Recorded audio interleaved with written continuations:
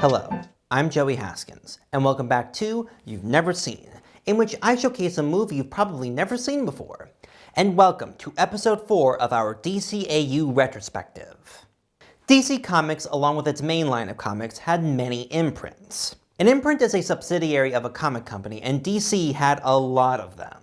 Like Wildstorm, a universe created by current DC president Jim Lee, making comics like The Authority, Gen 13, and Wildcats. Or the Vertigo imprint, focusing on more darker and mature comics in the DC universe, like The Sandman, Fables, and Preacher. But the one we're talking about today is Milestone Comics. Milestone is the most unique out of all of these, as it's an imprint with comics written, drawn, and starring black people. There were many iconic comics in the line, but the most iconic, and the one that's important for today, is Static. Static was created by Dwayne McDuffie and Dennis Cowan, and a show for him had been in the works since the character debuted. With some time passing, a show was eventually put together. This is Static Shock. Although the series didn't start out being connected to the DCAU, it was changed when it was suggested as a good idea. And Static Shock would cross over with all of the DCAU shows that had come out by that point. But what is the show about? Virgil is an ordinary teen living in Dakota, with his sister Sharon and his social worker father Robert, whom he calls Pops. He attends Dakota High School, along with his best friend Richie and other friends Frida and Daisy. When Virgil is goaded into standing up to some bullies in a gang fight, the police arrive and cause an explosion of an experimental mutation that gives many who are in the area special abilities. This event is called the Big Bang, and those who are affected are called Bang Babies. Virgil is one of those Bang Babies, gaining the ability of electromagnetism, and with the help of Richie, who knows his identity, creates a superhero to take down all the rogue Bang Babies out in Dakota, with Virgil donning a mask and becoming the quippy and honorable hero, Static. And so, each episode of the series follows Virgil take on the daily life of being Static and taking down a Bang Baby of the week. Some become part of Static's rogues, others don't. Virgil is voiced by Phil LaMarr. You've seen him in several films playing small roles and is a very respected voice actor. Yo, Goofy! You still got the munchies? Well, here I am. Come and get your grub on. He plays a main character in Justice League, which we'll talk about next week. Richie is voiced by Jason Marsden, another respected voice actor, and his character serves as a nice supporting character in the series. Yo, Virgil, don't let your history with him get in the way. You're not just Virgil anymore. You're Static. Remember that. I'll keep it in mind. Of all the shows we're covering in this retrospective, Static is the only one with 4 seasons. Sure, they all range from 11 to 15 episodes each, but it's impressive to say the least. Both of Static's creators, McDuffie and Cowan, were both heavily involved in the creation of the series. Cowan had even directed a few episodes. However, Dwayne McDuffie, who we'll be mentioning a bit in the next few weeks, would work on the show every now and again, while also working on Teen Titans, What's New Scooby-Doo, and next week's Justice League show. And in production of this series, McDuffie had assured fans that although some things would be changed, the overall soul of the original comic will be intact in the show, and I can feel that soul. Batman Beyond's high school plots felt very out of place in that show, but here, they fit right in, as Static Shock is a show that is unapologetically itself. It also has to do with this show being marketed particularly to kids more than adults. But I think there's a lot of episodes that are worth watching, so let's go over them. Shock to the System is the origin episode for Static and establishes everything that we need to know about the characters, the Big Bang, and what each episode is going to be like. And despite the fact that I mentioned the show is for kids, there's some shocking imagery in the series, in particular in the first episode.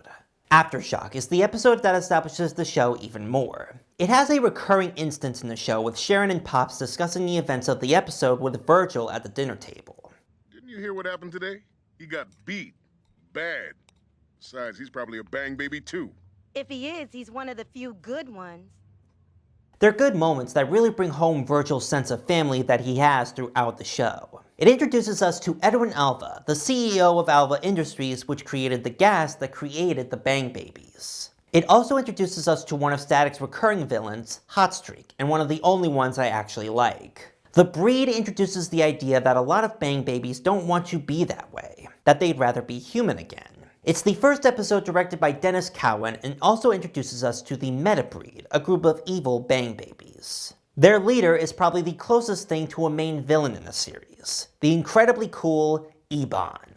Their Playing My Song introduces a recurring character in the form of the Rubber Band Man, an aspiring musician whose track was stolen by a big-time mogul. Rubber Band Man's powers are unique, so the animation on him is pretty fun, and we'll be seeing him many more times throughout the series. Child's Play sees a young boy with the ability to make anything he can imagine become real. The young boy is unappreciated by his stepbrother, but when he figures out his power, he's immediately more nice to him so he can get whatever he wants. It's an episode that covers a more domestic and real issue of the day, something that the show does a lot. And if you thought that episode was an example, Sons of the Fathers is an even bigger example. Although Richie has been to Virgil's house many times, Virgil's never been to Richie's. This episode shows why. Richie's father is an extreme bigot, and very openly too. Good to finally meet you. Hey, Dad. This is my friend Virgil. Remember I told you about him? Not nearly enough. It's surprising for a kids show, especially in the early 2000s, to address a real issue like this. The episode is profound and acted very well, and is the first of many to address these kinds of issues. Junior establishes the son of Edwin Alva Jr. He's not appreciated by his dad a lot, and is often insulted for talking out of turn. So Junior uses some of the Big Bang gas, as well as some fancy tech, allowing him to use several different powers at the same time. The important thing about this episode is that Junior uses the powers too much and ends up encased in stone, with Alva Sr. now devoted to fixing him. Bent out of shape sees the return of the Rubber Band Man, who's escaped from prison and wants to live a normal life. However, he's being tracked by bounty hunters when there's a reward placed out for him. But Rubber Band Man wants to go straight for real, and he's even started a romance with Sharon. By the end of the episode, he decides to go back to prison and tries to be good when he gets out. Tantrum is the first episode to establish Virgil's mother, who has died a few years prior. Virgil still isn't over it, especially when Sharon and Pops gather some old tapes for a memorial. This episode has been said to be a favorite of Phil Lamar, as he likes how Virgil goes through real problems. However, Dwayne McDuffie has said he didn't like it because he wanted Static to have a full family, though admits this situation did make some good stories. Sunspots is an episode which sees Virgil's powers overload. He presumes it might be because of sunspots, so he's got to figure out how to get them under control, especially when Hotstreak returns and causes havoc. Sunspots is a good episode in that it shows Virgil being creative in using his powers. Frozen Out addresses another domestic issue. Virgil finds a bang baby that freezes things uncontrollably, played by Hinton Welch. While investigating further, Virgil discovers the girl is actually homeless after her mom died and she ran away from home. Again, it's shocking that a kids show could address something that is a big problem in today's society, and they treat it with as much respect as you could possibly give it. Bad Stretch has Rubber Band Man return, this time as a hero. And while Virgil is still skeptical about his turn to good, it's clear he wants to do this. However, Ebon has other plans, goading Rubber Band Man into returning to crime, even going as far as framing him. Why is he doing this? Because the two of them are brothers, and Ebon wants his bro by his side in this life of crime. After all I've done for you, this is the payback? When Dad passed away... Don't you mention him. Why not? I'm the man of the family now. Says who? That's the way it works. We're blood. But Rubber Band Man stays strong and becomes a new hero of Dakota. Consequences is a great episode that has Daisy get injured while Virgil is in a battle. Although many tell him it's not his fault since they don't know his secret identity, Virgil automatically blames himself, and in order to basically make himself feel better, goes on an aggressive journey around town to find the villains he faced, even with both Richie and Rubber Band Man trying to stop him. It's a nice episode where Virgil's vulnerability is used really well.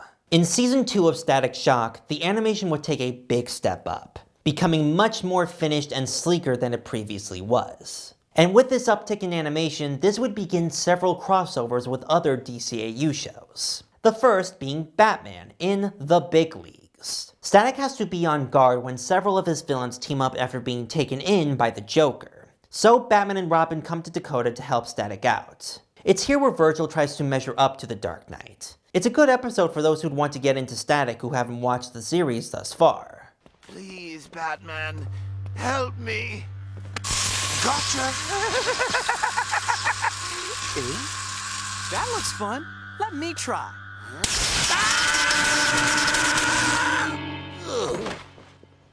Out of all the episodes in Static that cover domestic issues, the episode Jimmy is probably the most ambitious. Virgil and Richie befriend a kid named Jimmy at school who is constantly being bullied.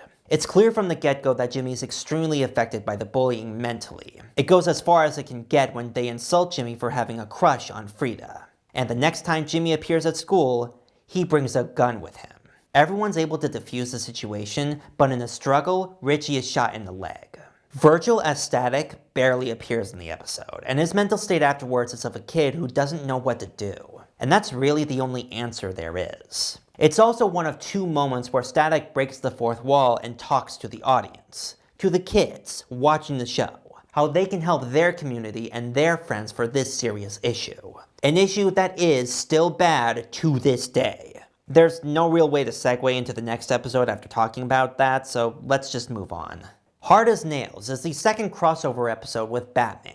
When a bang baby who doesn't want her powers goes online for help, she's catfished into helping Harley Quinn and Poison Ivy into a crime spree in exchange for a cure. Static, now sporting a new look, teams up with Bruce again and even discovers his identity in the process. He's earned his respect this time around and establishes more of the short relationship the two have. Who are you? Batman? I don't think so. Just once, I'd like someone to believe that. Static in Africa sees Virgil and his family head to Africa for vacation, where Virgil gets embroiled in a scheme to find some treasure. He teams up with one of the heroes of Africa, Anansi, played by Carl Lumley. Anansi is an amazingly cool character with a multitude of powers and a very cool outfit. What do you say, friend leopard? Shall we dance? It's nice for the series to introduce a brand new character, one that seems to be inspired by black heroes from Africa.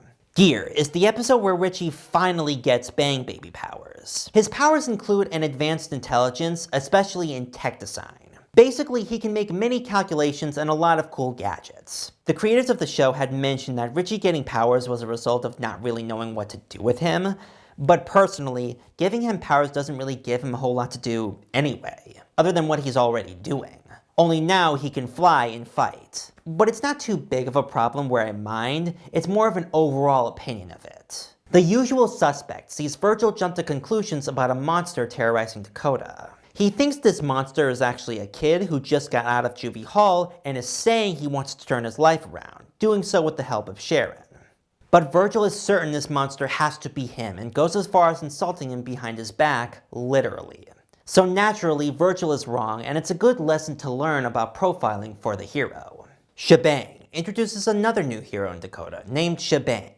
The episode is good introducing this new character who will appear in a few episodes. Virgil and Richie discovering what her deal is has progressed well throughout the episode, and Shebang is an interesting character.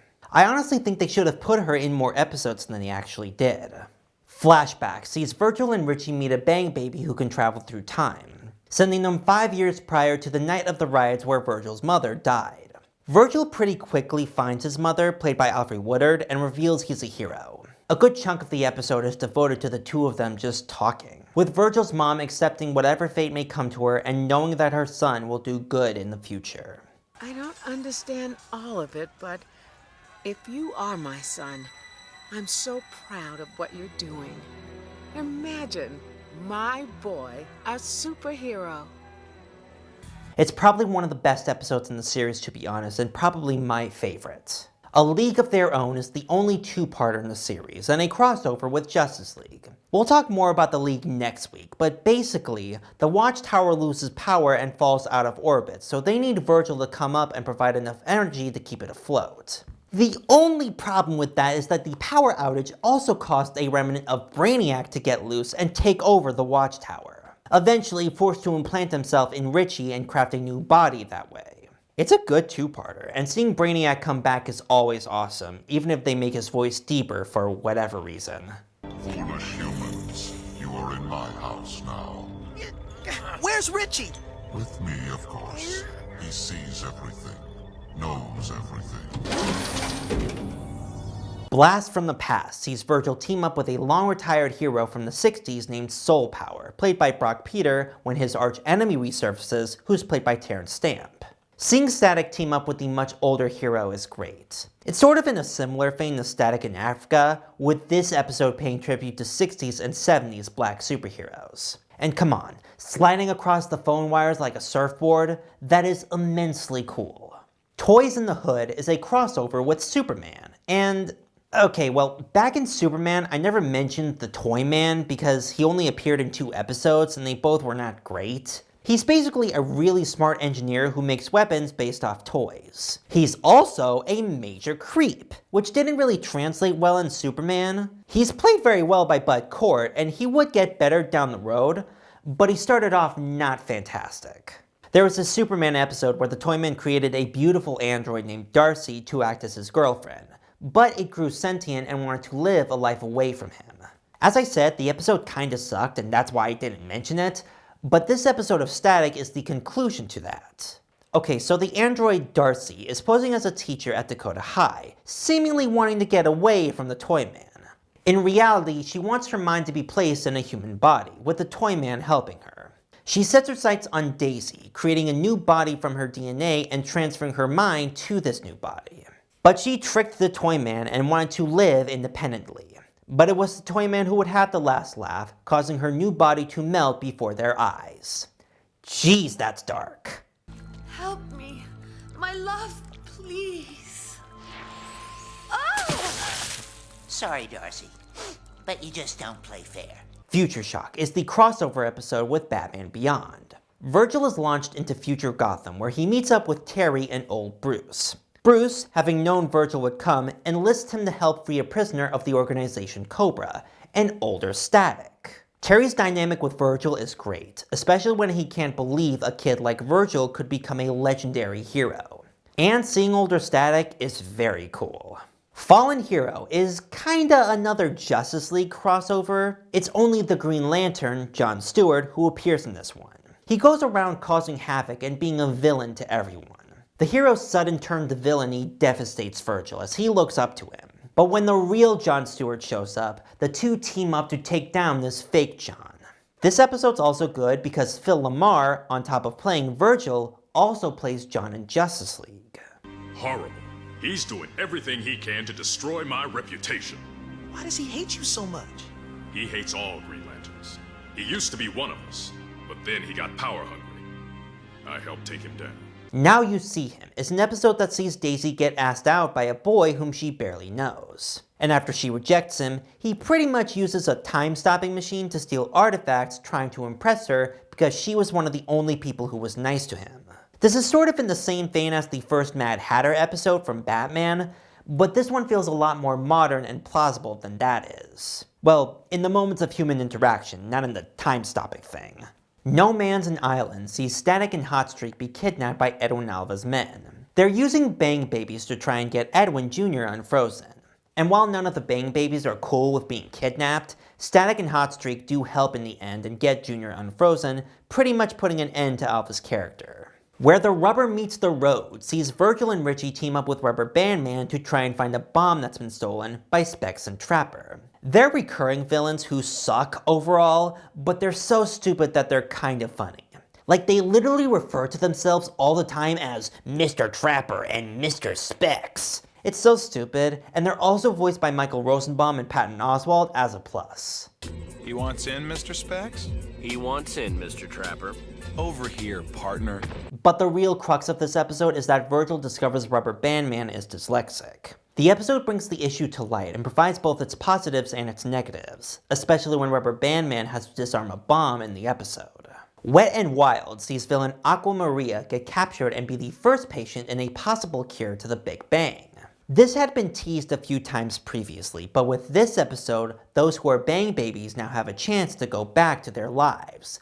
But Virgil and Richie don't know how to react when it comes to themselves. Kidnapped involves a former Alva scientist discovering Virgil's identity and kidnaps Pops as leverage for him to steal the machine necessary for her experiment. Not only does she figure out Virgil is Static, but Pops also figures it out. He puts 2 and 2 together and shows that despite the fact that he's putting himself in danger, he does respect his son for being a hero and doing the right thing.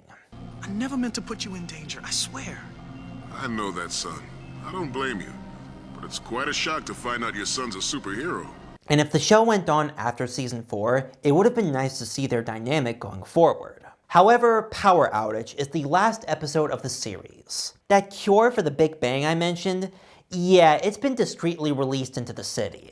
As I said, both Virgil and Richie are apprehensive of losing their powers, but they aren't the only ones, as several Bang Babies, led by Ebon, steal the remainder of the Big Bang gas to give themselves powers again. This results in both Ebon and Hotstreak taking a ton of the gas and fusing into this monstrosity, and both Virgil and Richie regain their powers and defeat them. And they fly off into Dakota, feeling that new Bang Babies will come soon and that they'll be ready. And that ends Static Shock. With that ending, it could have set up more seasons of the show, but there is a reason why that didn't happen. You see, despite the fact the series was really popular, toy companies were nervous about making corresponding toys for a show with a black lead. This means that Static Shock wasn't making any extra money despite it being very popular. But Dwayne McDuffie, who revealed this news, felt grateful that they were able to do 52 episodes. And it would have been interesting to see what they would have come up with next. But Static does have a devoted fan base, and the show did bring the character to the prominent limelight. And Static's legacy is still felt today in animated superhero shows with black leads. And in watching it for the first time, I do appreciate what the show did. Those episodes where they address certain issues are impressive considering this is a kids show in the early 2000s. And is it a little goofy and clearly made for kids? Yeah. I mean, I didn't even mention the fact that there are several episodes where Static teams up with a random sports star or a musician, because those episodes were kinda meh. But I did cover more episodes of this than I did of Batman Beyond, so that's gotta say something. If you get a chance, check the show out. We will see Static one more time in a few weeks, but next week, we go straight into Justice League.